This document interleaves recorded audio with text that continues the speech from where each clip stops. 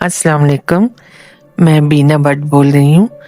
तो मैं आज आपके लिए एक हॉरर स्टोरी लाई हूँ जो कि मेरे रावलपिंडी से मेरे भाई उस्मान ने भेजी है और उसने अपने दादा अबू की कहानी भेजी है। ये भी सन 1962 की जिक्र है कि उसके दादा अबू जो थे वो लाहौर में यूनिवर्सिटी में, पंजाब यूनिवर्सिटी में पढ़ते थे।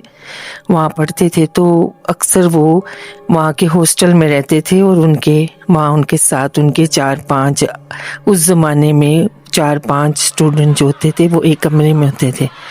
तो अक्सर उनके कमरे में ना ऐसी आवाज़ें आती थी, कभी खिड़कियाँ खुल जाती थी क्योंकि उनके पीछे वाली साइड में बहुत से दरख्त और उजाड़ सी जगह थी और पर्दे हिलते थे और उनके मुंह के ऊपर हवा पड़ती थी। चूँकि वो 5 होते थे और साथ हॉस्टल बड़ा होता था तो वो डरते नहीं थे।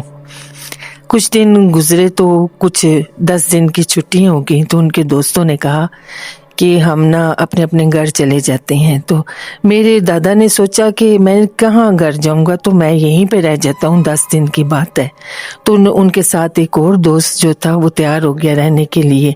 लेकिन वो जैसे ही वो सोए हुए थे तो उनका दोस्त गया तो उसके घर से कोई फ़ोन आया, कोई इमरजेंसी है, तो छुट्टियाँ भी हुई हैं तो आप आ जाओ। वो आया और इमरजेंसी में कपड़े पैक करने लग गया। तो मेरे दादा ने पूछा कि यार ये क्या? कहने का नहीं यार, मुझे जाना पड़ेगा, मैं 4-5 दिनों के बाद आ जाऊंगा।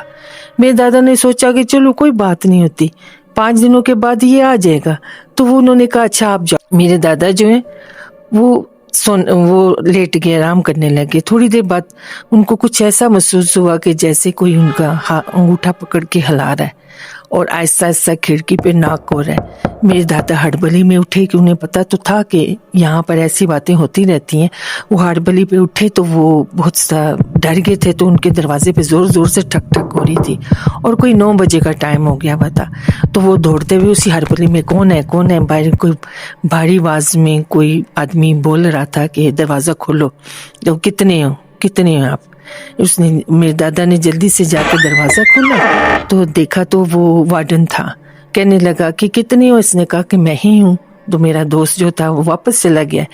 तो उन्होंने कहा कोई बात नहीं होती, तो आप आओ नीचे खाना खा लो। लेकिन मैं बहुत ज़्यादा डर गया था, घबरा गया था। मैंने कहा फिर भी 4 दिन, मुझे रात दिन तो गुजर जाता है, मैं रात कैसे रहूँगा? मैंने कहा जल्दी से थैले में मैंने 2 अपने जोड़े रख के तो मैंने वार्डन को कहा जी मैं आता हूँ। मैं वहीं से हॉस्टल के दरवाजे से बाहर निकल गया और सीधा अड्डे पे पहुंचा। जब अड्डे पे पहुंचा तो 9 बजे की बस निकल गई हुई थी, 10 बजे की बस ने आना था और उधर खासे मुसाफिर थे और मैं उनके साथ बैठ गया और बस का इंतज़ार करने लग गया। तो मेरे दादा वो कहने लगे कि वो 10 बजे बस आई तो हम सवार हुए, क्योंकि मैंने खाना भी नहीं खाया हुआ था और मेरे सर में शदीद दर्द हो रही थी। मैंने कहा चलो रास्ते में कुछ मैं लेके खा लूँगा। वो बस में सवार हो गया तो बस पूरी भरी हुई थी और बस जो है हमारी लाहौर से पिंडी की तरफ रवाना हो गई। उस ज़माने में जीटी रोड होती थी और वो दूर दूर तक कोई आबादी नहीं होती थी। पुराना ज़माना था और लोग जो है काफ़ी उजाड़ जगह आती थी और सन्नाटा होता था और बिल्कुल खामोशी होती थी, सन्नाटा होता था।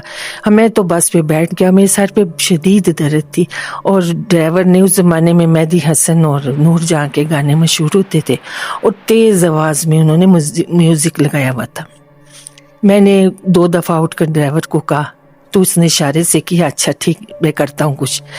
कनेक्टर होते थे तो वो बड़े बदतमीज़ होते थे। उसने बदतमीज़ी से बात की। उसने कहा आपके लिए गाने बंद कर दें तो आप सारे सो जाओगे, तो ड्राइवर जो है वो एक्सीडेंट कर देगा, उसे भी नींद आ जाएगी। हमें ये मजबूरी है कि हम इसको तेज़ आवाज़ में, तेज़ साउंड में गाने रखेंगे। मैंने कहा यार मेरी तबीयत बड़ी ख़राब है। तो कहने लगा अपने कानों में रुई ठोस लो या तुम्हारे पास कुछ है तो कानों में बंद कर लो। खैर मैंने ऐसे करके खिड़की तरफ मुँह रख के तो मैं लेट गया। थोड़ी देर बाद झटके से बस रुकी तो कनेक्टर ने दरवाज़ा खोला और 2 औरतों को ऊपर चढ़ाया जो कि पूरे उन्होंने काले बुरखे पहने हुए थे, हाथ भी उनके नज़र नहीं आ रहे थे। वो कहने लगी हमें कुछ दूर तक, उस ज़माने में कनेक्टर होते थे तो वो बहुत लेडीज़ की तरह बात करते थे, बात का तोड़ निकालते थे, कहाँ से आई हो, किधर से आई हो। इस उजाड़ जगह पे, सन्नाटे पे मैंने भी बाहर देखा तो दूर तक ना रोशनी थी ना कुछ थी, बस सन्नाटा था और छोटे छोटे जानवरों के बोलने की आवाज़ आ रही थी। हम सब बस वाले बड़े हैरान हुए कि ये दो औरतें इतने अंधेरे में इस जगह पर कहाँ से आई। कहने लगी बस थोड़ा आगे हमारा घर है तो आप हमें उतार देना। खैर ड्राइवर ने कनेक्टर को कहा कि बातें मत करो, बैठा लो। उसने फिर दरवाज़ा बंद किया। तब बस के दरवाजे का कनेक्शन जो होता था वो ड्राइवर के पास होता था। फिर वो बस जो है वो रवाना हो गई और कनेक्टर लगा उनसे बहस करने के लिए कि आप मुझे पैसे दो, किराया दो। उसने कहा हमने, एक ने कहा कि हमने थोड़ा आगे जाना है तो हमने किराया नहीं देना। लेकिन इसने ड्राइवर खासी बदतमीजी करने लग गया। मैं अपनी सीट से उठ के तो मैं उनके पास गया। मेरे सर में आगे बहुत शदीद दर्द हो रही थी। मैंने उन्हें कहा कि यार तुम क्यों बहस करते हो, 5 रुपया किराया होता था उस ज़माने में, पैसे की भी कीमत होती थी। 5 रुपया किराया है तो ये लो। मैंने अपनी जेब से 10 रुपये निकाले और मैंने उनको पकड़ाई। उनमें से एक लेडीज ने मेरे हाथ पकड़े और कहने लगी कि आपको देने की ज़रूरत नहीं, 5 मिनट का रास्ता है, थोड़ा सा आगे है, हम उसका किराया क्यों दे। मैंने कहा कोई बात नहीं होता बहन, तो चलिए आप ये चुप कर जी। मैं उनको खामोश कराना चाहता था। फिर मैं जाके अपनी सीट पर लेट गया और मेरी थोड़ी सी गनूंदगी मुझे आ गई, थोड़ी सी आंख मेरी लग गई। इतने में फिर झटके से बस रुकी तो कनेक्टर बोलता हुआ दरवाज़ा खुला, ये कहाँ आप उतर रही हो, किधर जाना है आपने, यहाँ पर दूर तक कोई घर नहीं है, आप हमें बताएं, हम अड्डे पे छोड़ेंगे, हम अपनी जिम्मेदारी में आपको नीचे उतार देंगे। और लगातार उनसे बहस कर रहा था और वो उनमें कह रही थी कि नहीं हमें यहीं, वो बोल रही थी ऊंची आवाज़ में। तो ड्राइवर ने कनेक्टर से कहा बकवास बंद करो अपना और उतरने दो, जहाँ जाती उन्हें जाने दो। उनसे दरवाज़ा खुला और दोनों नीचे उतर गए।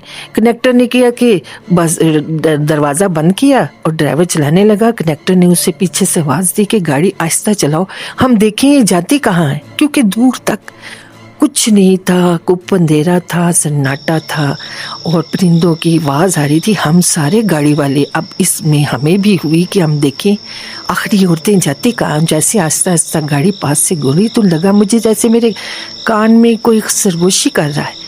मैंने यूं करके देखा तो एक औरत ने अपना नकाब उठाया हुआ था और वो बेहद खूबसूरत थी, वो बहुत हुसीन थी और मुझे कहने लगी कि आज ये सारी बस और इसके लोग जो हैं तुम्हारी वजह से बच गए, वरना हम इनको कभी इनकी मंजिलों तक ना पहुंचने देता।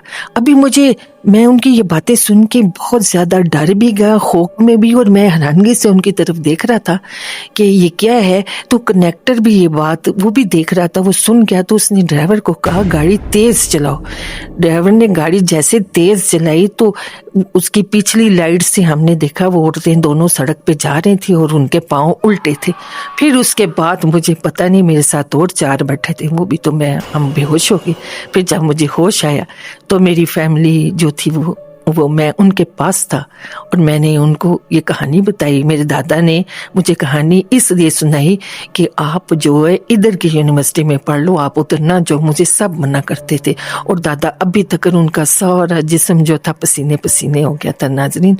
और फिर ये कहानी ख़त्म को होती है। तो नाजरीन ऐसी चीज़ें भी होती हैं, अगर उन अच्छी भी होती हैं, अगर उन पर एहसान किया जाए तो वो एहसान कहीं बंदे का जाने नहीं देते, तो वो एहसान का बदला उतारते हैं। अगर आपको मेरी कहानी पसंद आई है तो इसको लाइक भी करें और शेयर भी करें। शुक्रिया।